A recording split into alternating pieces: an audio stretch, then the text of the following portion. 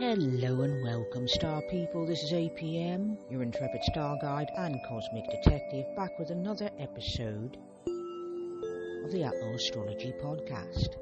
Now, today what we're going to be talking about is the transpersonal planets. And by that I mean Uranus, Neptune and Pluto are transpersonal planets. And what we're going to do today is talk about how they connect us to the collective consciousness. That's what some astrologers have the idea of, but today I think I want to go a little deeper into my own personal leanings. And what we're going to start with first is my own personal story of using these planetary forces in my own chart to help me navigate. If you like, however, my astral flow, please share, like, and subscribe wherever you're happening to be listening to podcasts. And in particular, if you could do me and the podcast a wonderful favor so that other people can find us, is leave a review on, in particular, YouTube if you can, Spotify, and Apple Podcasts. I appreciate you very much. Thank you very much. And now, onward. So, my own personal story with astrology comes from the fact, and if you're a little whir in the background, I'm the sort of person that cannot have complete silence at all times. I'm one of those people who are gently soothed by background ambient white noise, or green noise, or brown noise, depending on what I'm into. So today, I've got the fan on, one, because it's hot, and two, because I just really do find the sound comforting. In any case, I have what I would call a planetary problem child. And in my own personal chart, I have Uranus. Now, Uranus is more important in the house that it happens to be in than it happens whether or not it's in a particular sign, although that is useful. My opinion on that is that I think that's rubbish. I do it because previous to this recording, I felt that was the right choice to make. At this time, my opinion is I like to work with Uranus archetypally, and that archetype includes where it happens to be in sign and in house. In my case, Uranus is my problem child. It is the chart ruler of my chart, which sounds redundant and is, but that's the case of it. And when I've had challenges all my life with standing against authority and doing it alone. I have times when I've stood up for things and other people, the crowd, tended to go a different way, and I went my own way. And it can be very lonely at times when you find yourself going against the grain. We're not conditioned as humans, and I am not of the opinion that humans are naturally conditioned to go with the flow for its own sake. They go with the flow because it is practical. Because once upon a time, going with the tribe was useful. But since we do not exist 80,000 years ago, let alone a million years ago, to know how things actually were, what I'm doing here is supposition, which is what everybody does. We're assuming things based on who we are now and based on who we are personally and collectively. And so, with that said, I did not know that Uranus was my problem child until I one day, using my software, which is called Luna. I use different ones. I've been known to use Luna. Is my current favorite. I could go into a long treatise. That's an episode for another time. Uranus is my problem child. Looked at the aspects, and Uranus was not making fabulous aspects, okay?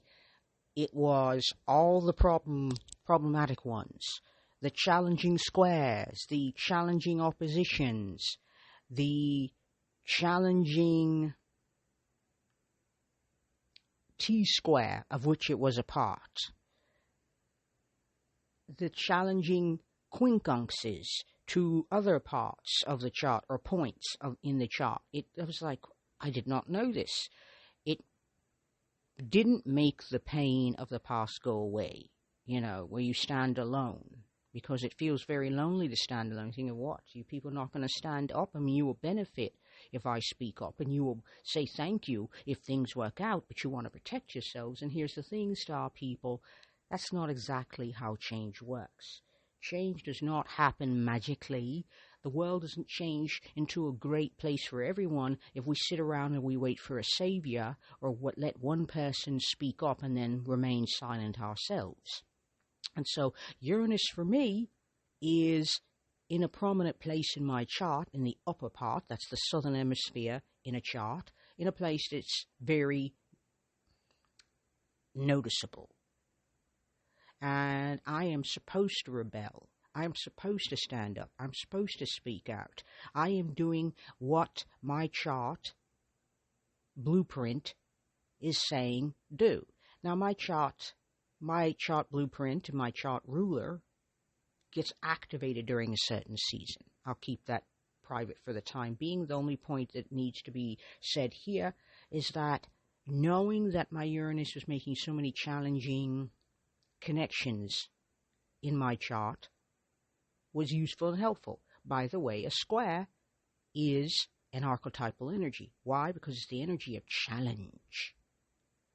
And oppositions are archetypal energies, which we'll go into, I'll go into deeper at a different time. But these are archetypal energies. So aspects are archetypal. In fact, there's very little in this world that we interact with that doesn't have an archetype. Even stories are archetypal. The hero's journey, for example, and by the way, I should note, just because I said hero does not mean I mean a gendered preference on that. Hero is non-binary, gender fluid, meaning that anybody of any gender identification can be the hero.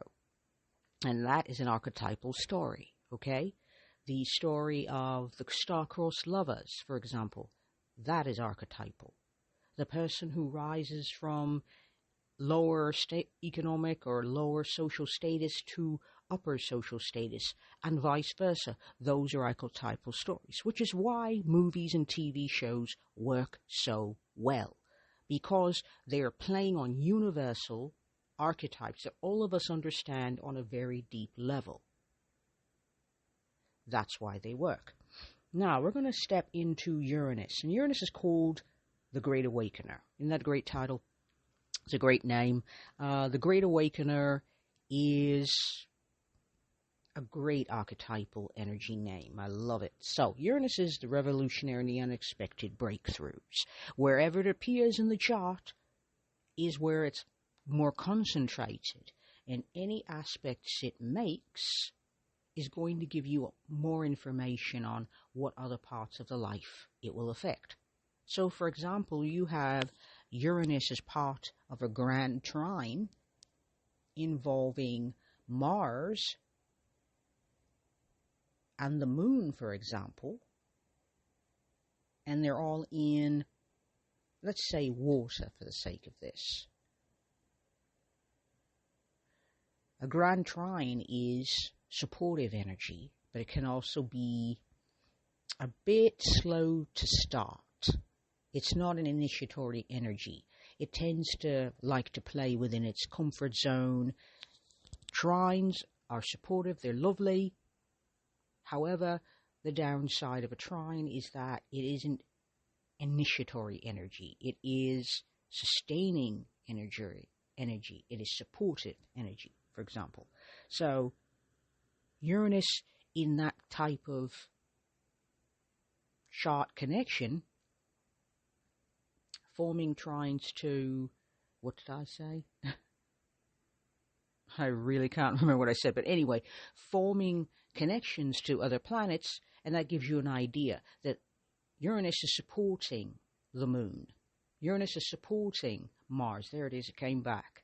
It's supporting these energies, and that these energies also, because it's Mars, and it depends on whether or not what's going on in the chart, motivated. Think of a rocket, Mars, and Uranus as an archetype, not considering whether or not it's a trine, etc. That's rocket energy. That's going straight up into the sky. It is shooting up its rocket. It is shooting up its energy. It's powerful, explosive. It is, I want to make change, and I want it now. I'm not willing to wait. There's an urgency there. And when you add the moon in this, it's safe. This energy feels safer with the moon involved in a grand water trine. It feels emotionally safer. And moon would be, possibly, it's in a water sign, very friendly energy for the moon. So here, pushing toward whatever's up there, out there, whatever, with that Uranus energy, I want to break through. Meaning a rocket going up into space, I'd consider that a breakthrough. That's futuristic. That's like, I want to help the people of the future by helping them go to the moon, for example. I want to be part of that. That is that energy. It is forward pushing. It is electric insights and sudden clarity, apropos of nothing all the time. It is quick, right there in your face, and then gone. It's brief. It doesn't announce itself with a long dialogue, monologue, or etc. It doesn't say, "Hey, here I come." It's just there and then not there. Okay, it's that fast. It's quick, rapid energy. Suddenly you didn't know, and now you know. That's how that works. And so some of the ways to work with Uranian energy is to find ways to find an archetypal name that works for Uranus for you. Now, if the Great Awakener doesn't rock your boat, you're free to explore, to ask yourself, what would I do or say or feel? How would I show up in the world if I weren't afraid of being unliked or being seen as not nice? What would I dare to say?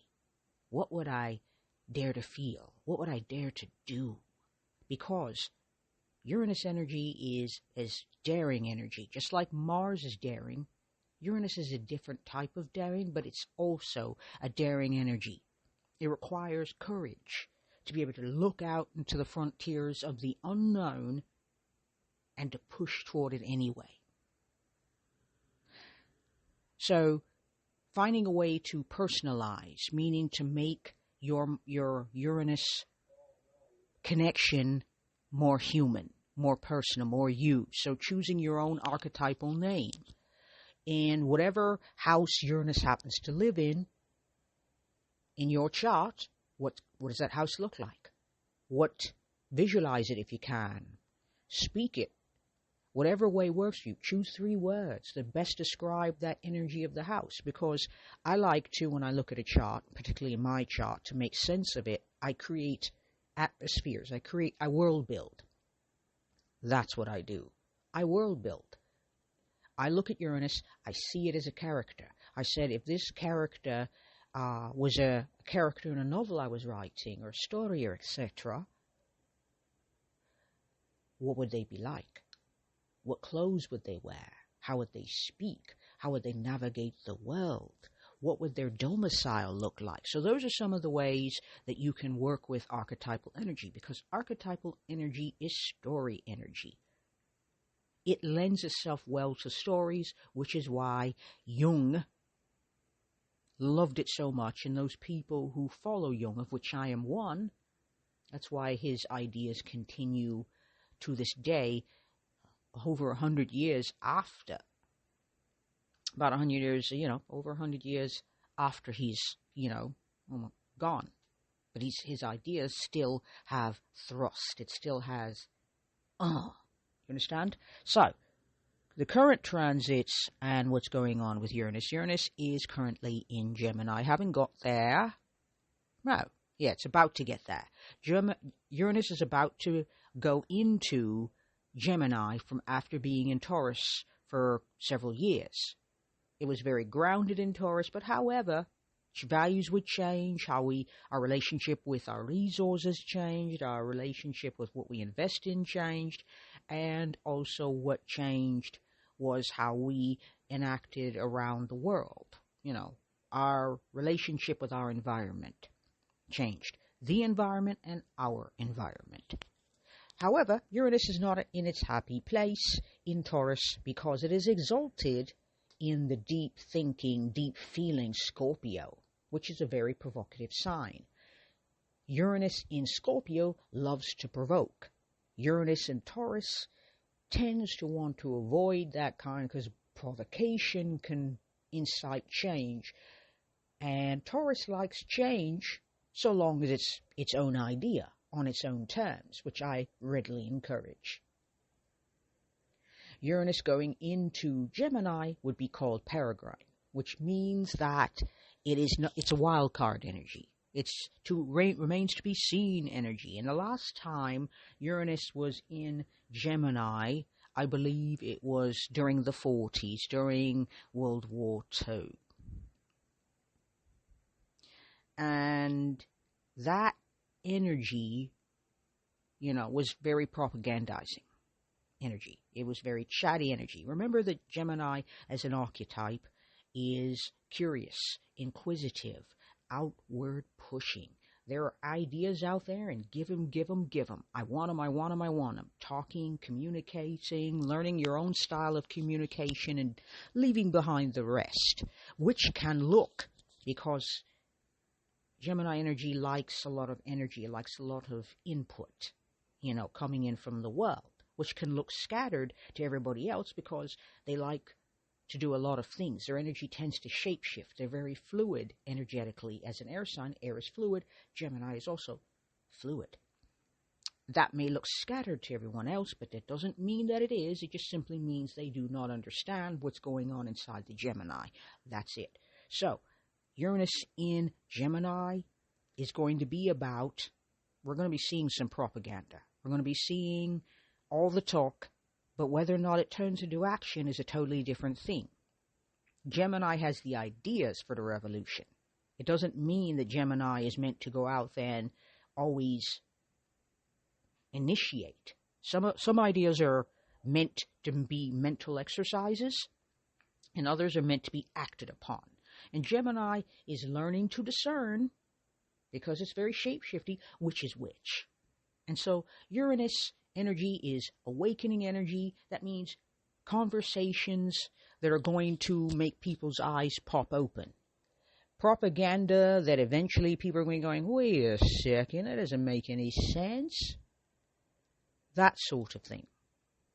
Because in the 40s, that was a lot of propaganda films, making different countries look good so that they could make other countries look like the evil ones, and even the so-called evil countries, of which we know what I'm talking about, because there were 2, 3 at the time that suddenly were evil, which previously they were not, but now they are, and because they went against the interests of another group of nations. And so now we got propaganda, now we've got half-truths, we've got Gemini energy being used in a way that is less than ideal. That's the downside. There's gossip, that's what we call gossip, rumor-mongering without checking the facts, running with an idea without first preparing. That's the type of thing that happens with Uranus and Gemini. But also Uranus and Gemini is going to be the mic drop, saying things that people didn't expect, that does provoke, and out of nowhere, wild card energy, which Uranus really loves, along with Mercury. That's that type of energy that we can expect. So currently, as of July 7th, that would be, as of July 7th, that is when Uranus is going to be stepping into Gemini officially. And that is when we're going to have that. So currently, still in grounded Taurus, but once it moves to Gemini, now we've got all of these challenges to deal with. Now, next up, we're going to look at Pluto. I seem to be missing something. Okay, so we're going to be looking at Neptune. And Neptune is the mystic, the dreamer of the planets. Neptune is about dissolving the ego to a degree, dissolving the self to a degree, It is all that is spiritual and mystical. It connects us to that which is much larger than ourselves. And it's also knowing things that you don't have the ability to provide scientific evidence for, because we are a society that has moved from religion, which is a framework, to a scientific framework. So we have overcorrected and gone to extremes, which we will talk about more when I speak on Pluto. So Neptune is dissolving barriers between things. It is dissolving, ego structures. It is meant to dissolve structures. It is foggy. It can be confusing. It could be about disenchantment and disillusionment. And here's the thing. Being disenchanted and disillusioned does not necessarily mean it's a bad thing. You believed an illusion. Now you don't believe that illusion. And whilst that is uncomfortable, it is for the best that you be awake as much as possible to whatever is going on actually in life. So I would call Neptune the dreamer, the mystic. And that's that part of ourselves that connects to what you can't see, what you can't explain. Those strange experiences with the uncanny that you're just like, I don't know what happened. Knowing who's on before you even pick up your phone. The minute you hear it ringing or the music that it plays, you know it's your mom on the phone. And you haven't spoken to her in months, but you know it's her. That's the uncanny. That's knowing without having any cognitive understanding or comprehension as to why that might be. Okay? So we're looking at Neptune, we're looking at confusion. Confusion can be clarifying because you're confused about something and now you know that you're confused. Now you can seek clarity. If you didn't know you were confused, clarity is not likely to be nearby at any point in time. Okay? Being disillusioned is not a problem. You believed an illusion, now you're awake from that illusion. Disenchanted. Enchantment is another way of saying that you believe something that may or may not have been in your best interests. Neptune is also about compassion, self-compassion, especially if it's talking to a personal planet, and more of a wider, more broad compassion when it's in conversation with outer planets, the social planets and outer planets. So everything from Sun all the way to Mars, that's a personal conversation that the outers are having. And anything from Jupiter out to Pluto is an outer conversation, and we're talking about on the collective. Okay? And so, practical ways to work with Neptunian energy. Like I said with Uranus, Neptune we can do world building. Okay? And you can ask, wherever Neptune happens to be, whatever sign it's in, whatever house it's in, and any other key points that interest you, how does this character operate? How do they dress? How do they speak? What does their house look like? Their domicile? Because the house Neptune is located in, you can visualize, imagine it to whatever degree feels comfortable. You can imagine that energy and what its surroundings look like. And I feel this is helpful because it's story. And our brains, according to Lisa Cron, are wired for story. We have been telling stories since we could vocalize, since we understood that we could communicate with each other by vibrating the air around us. And then those stories turned into dances and into poems, into plays, into songs. As a matter of fact, I think music and dance were more than likely the first attempts at storytelling using a different medium. Looking up at the sky and telling a story about the stars twinkling, or the tree around us, or the cat that's sitting in the tree. We've been making sense of the world through story ever since we first walked across the savannas of Africa, and then migrated to Europe, and then migrated to the south to Australia and other places like that. So back to Neptune, that is one way to conceptualize that energy. If you want to know more, you can take it that further by looking at aspects, and the aspects will tell you, whether or not, okay, is this going to be an adventure? Squares. Is this going to be a moment of truth? Also a square. Is it going to come with a push and a pull? Because squares and oppositions are about quests. Nobody wants to read a story in which everybody, the character woke up, drank tea, painted, stared out the window for a bit, hung around with friends, and had a wonderful day, and then went to sleep, and everybody was happy. Nobody wants to read that story. That's why squares and oppositions symbolize those challenges and that push and pull with our inner world and the outer world that we have to enact with.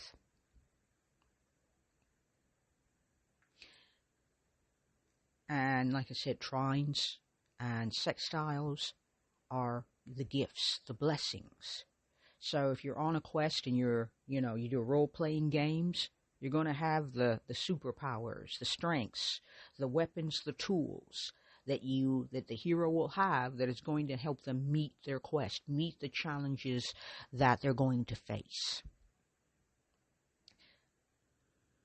And currently, Neptune left Pisces and entered into Aries, where it currently is. It is currently retrograde. Retrograde energy is a pause to stop and reflect on where am I disillusioned? Where am I confused? Where am I disenchanted? What structures need to dissolve so that I can start a new chapter? Because Aries is the beginning of the zodiac. It's all about the new chapter, the new beginnings, and what you're going to need courage to start, to initiate. So those are the questions that a Neptune experience is going to afford us all on a collective level. As I've said, if Neptune is talking to personal planets, it is a more personal conversation. If it's having conversations with Jupiter on out to Pluto, then it's going to be a bit more transpersonal, okay?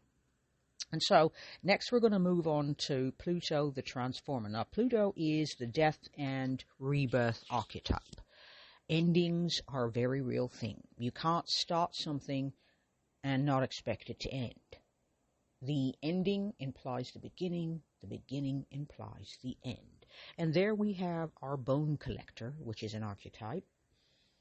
And the archetype for Pluto is the transformer. And this is the Plutonian process, which is very psychological. It is the deep work, the internal self-reflection, self-investigating, self-analysis of the psyche. Psyche comes from a word that means soul in ancient Greek and Latin. Okay, so we're talking about our souls, looking into the shadow work of, what people call looking into those dark parts of ourselves that we don't like. So the question with Pluto energy is, what don't you like about yourself? What were you taught, conditioned to dislike, to distrust in yourself? What parts of yourself are you not comfortable with? What parts of other people do you notice that you like a lot? Example, someone that you see as warm and friendly. Okay? That's called a golden shadow. And you're noticing something about them. Here's the interesting thing. It would be incorrect, inaccurate, and unwise to assume that everybody sees that person the same way as you do. You see it that way. That doesn't mean that everybody does. Let's not universalize our own perspective. Let's keep it personal and subjective. There is nothing wrong with the personal and the subjective. Without it, you're not self-aware. If you are not self-aware, how can you be who you are? If you can't be who you are, you cannot stand in an integrity, and you cannot honor your ethics, your values, your beliefs to a lesser degree. You cannot be who you are. And if you cannot be who you are, you're less likely to create a life that you want to live on your terms, because you don't even know what your terms are. And you don't have any sense of boundaries. And so Pluto is that energy that says all things must come to an end. That you might have believed this about yourself, but are you sure? Because Pluto, when it does a transit, or even in your personal chart, it is bringing the wrecking ball. And it's more of an implosion. Where I see Uranus as explosive, Pluto's more implosive. It's a quieter, it's like demolition experts used to explode buildings or knock them over with a wrecking ball, a giant ball on a chain. And then one day they got wise. You know, we could do a controlled demolition. And so now you see the building just gracefully just drop into a pile of rubble. I mean, there's dust everywhere, but that's Pluto energy. That demolition of putting dynamite in a building and doing a controlled demolition, it just implode elegantly, is very Plutonic. And so it's embracing necessary endings and powerful new beginnings. But here's the thing. Along with this process is also fear, loss, grief, heartbreak. Because sometimes you have to give up things that matter the most in order to embrace a new beginning. I mean, if you want to have your dream job, you can't hang around in your current job, even though you have a lovely group of work friends and a quite lovely boss and nice surroundings, but the job isn't speaking to your soul. It's not the path of heart.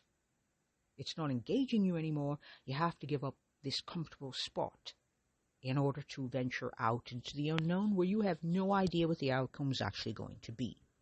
So currently, Pluto is retrograde in Aquarius and has been hanging out in Aquarius since November of last year, where it arrived for good and will stay until, I believe, 2044. And that's a 20-year bent. Currently, as I said, retrograde, so it's an opportunity to pause and reflect. Where can you invite invention? What needs to be reinvented in you? Where can you invite innovation? Where do you need a breakthrough? Where do you need a fresh injection of novelty, of newness, of ingeniousness?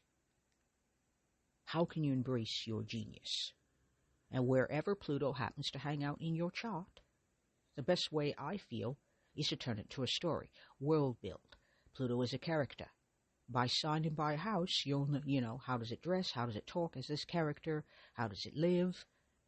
As this character, archetypally. You can also find your own archetypal name to make the Pluto archetype more personal to you and in your chart. So you can connect more deeply and then come up with questions. What does this tell me? Once you've got the world building down, meaning Pluto character has maybe even a name and dresses like this, talks like this, lives in this sort of domicile. Now that you have that information, you can start asking questions of the character. And you can do this with Neptune and Uranus as well. Ask questions. Okay, what do you need to tell me? What do I need to know about my relationship to endings and beginnings? Okay? And next, let's look at how we can integrate these cosmic energies. So, how can they work together? Well, Uranus is, things have gotten stagnant, it must go. I must either explode it, it must be expelled, but it has to go.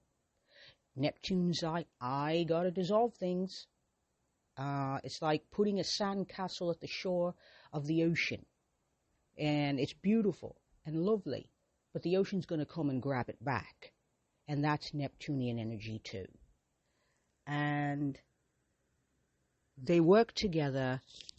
Neptune dissolves, Pluto implodes, and things don't last forever, because the only constant in this cosmos is change. And Pluto reminds us every day, every minute, every hour, that there is going to be an ending for all of us. There's an ending, there are short endings, and there are long endings. And we always are trying to make sense of how to do it as gracefully as we can. So, towards evolution, all of this is about letting go of things. So, with Pluto, you let go. With Neptune, you surrender. With Uranus, you have to, I would say, self-compassion there, because Uranus is swift. It's like the Eight of Wands card. It is swift, it is moving, it is fast, and you have to grant yourself grace. So I would say with Uranus, grant yourself some grace, because unexpected breakthroughs, whilst lovely, later may not feel good in the moment. And recognizing the signature on world events, I would suggest, using your chart and following transits. Technically, you follow transits with outer planets. You don't do it as much with inner planets, although you can. Outer planets take a longer period of time, and so we have more of an opportunity to study them and to experience their guidance, because they're way showers to show us how to show up or navigate our lives better. And that's the whole point of that. So the dance between the individual and the collective consciousness is how I would call this energy. And the whole point is to find meaning in challenge, in obstacles. So, to identify those energies, my suggestion would be to follow the world-building suggestions I've made, and to study those energies in your own life. You can also look back at the past. In the next upcoming episode, I'll be talking about archetypal relationships. Those will be the aspects, and what's going to go on with that is going to be, I think, pretty cool. So thank you very much for this shared journey. I appreciate you for being here. And until next time, I am APM. This is the Outlaw Astrology Podcast. And may your days be blessed with cosmic guidance and understanding. Peace and astro magic.